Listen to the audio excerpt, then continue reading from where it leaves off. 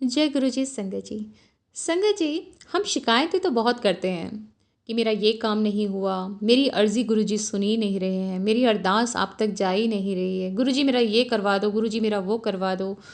जब पोस्ट डालती हूँ ना, बहुत सारे कमेंट्स होते हैं संगत के, जिसमें सिर्फ उनकी मांगे होती हैं अक्सर।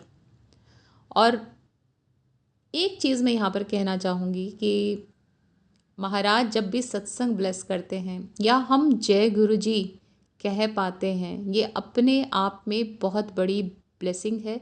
इस जय गुरु जी के नाम जपने न जाने कितनों को प्राण दान दिया है। और अगर हम ये सोचते हैं कि हम 1 साल पहले, 2 साल पहले, 10 साल पहले गुरु जी महाराज से जुड़े, तो ये बिल्कुल सोचना गलत है, क्योंकि हमें नहीं पता हमारी जर्नी उनके साथ कितने जन्मों की है। और बचपन से लेकर आज तक जो भी उम्र है ना, उसमें जितने भी स्ट्रगल्स आपकी लाइफ में आए हैं, आप एनालाइज करके देखिएगा कि कब कब कहाँ कहाँ कैसे कैसे आप निकले हैं। उस टाइम पर ना ये लगता था कि हमारी बुद्धि काम आ गई, हमने ऐसा सोचा, हमने ऐसा ना किया होता तो हम बचते नहीं, जो भी सिचुएशन वो थी। लेकिन वो हम कभी भी नहीं थे।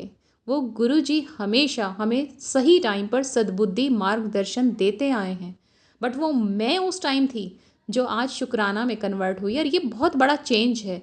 गुरु जी ने सिर्फ हमसे एक चीज़ बोला है कि कर्म अच्छे रखो, और कुछ नहीं करना हमें। और वो भी इसलिए बोला है ताकि हमारे जो पाप कर्म हैं, जो कष्ट हैं, वो कट सकें और अलग से कर्म ना बने, खराब कर्म ना बने, जिसकी वजह से हमें आगे सहन करना पड़े कष्टों को। तो संगत जी, एक बार की बात है, महाराज ना चंडीगढ़ में थे। उनकी तबीयत बहुत डाउन लगने लगी। तो यहाँ जो अंकल थे, जो साई की तरह उनके साथ रहते थे, उन्हें बड़ी चिंता महाराज की हुई। पर महाराज ने उनसे कहा, तू दिल्ली छोड़कर चंडीगढ़ नहीं आएगा। पर अब इनसे रहा नहीं गया। जब ये वहाँ गए, देखा गुरुजी बहुत दुबले पतले हो गए हैं। जिद करके दिल्ली लेकर आए, बट किसी को बताया नहीं इन्होंने कि महाराज आ गए हैं। संगत रोज आए, पूछे, गेट बंद था, एम्पायर स्टेट, सत्संग हो नहीं रहे हैं। जब कई दिन हो गए, महाराज ने बोलना खाना पीना छोड़ दिया। तब एक दिन इन अंकल ने बोला कि आज संगत को फ़ोन करके बुलाऊं कुछ। महाराज एकदम से चौंके और बोला, बुला लो। ऐसे ही फिर दूसरे दिन कुछ और संगत एक्स्ट्रा आई, और थर्ड डे महाराज ने कहा, खोल दो गेट।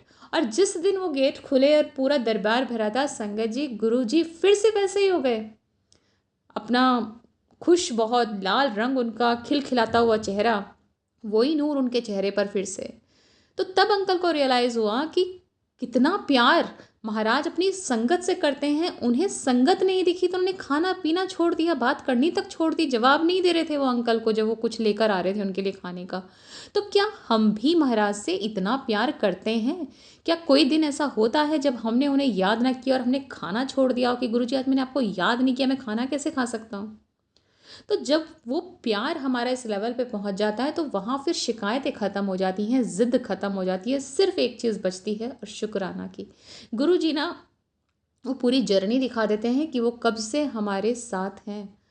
तो हमें सिर्फ हर पल शुक्राना करना है कि उन्होंने हमें थाम लिया है। अब हमें कहीं और जाने की ज़रूरत नहीं है, हमें भटकने की ज़रूरत नहीं है। जिन भी गुरु को, जिन भी देवी देवता को आप पहले मानते रहे हैं, उन्होंने खुद आपका हाथ इनके हाथ में लाके सौंपा है, आप ये मान सकते हैं। और यहाँ से फिर भटकने की ज़रूरत नहीं है, बस भरोसा रखने की ज़रूरत है, क्योंकि वो हर पल हमारे साथ हैं। जब प्यार सच्चा होगा तो वो हर जगह दिखाई भी देंगे। हमारा भाव अगर ऐसा है तो हर स्वरूप में वो दिखाई देंगे। अगर आपने महाराज की एक गद्दी लगाई है, तो उस गद्दी पर वो कभी भी आपको बैठे हुए दिखाई दे जाएंगे। स्वरूपों में वो आपसे बात करते हुए दिखाई दे जाएंगे। अपने अंदर वो महसूस होंगे, उनकी खुशबू महसूस होगी। सब कुछ होगा, बस सिर्फ कर्म अच्छे और महाराज से प्यार। जय गुरु जी। शुक्राना गुरु जी।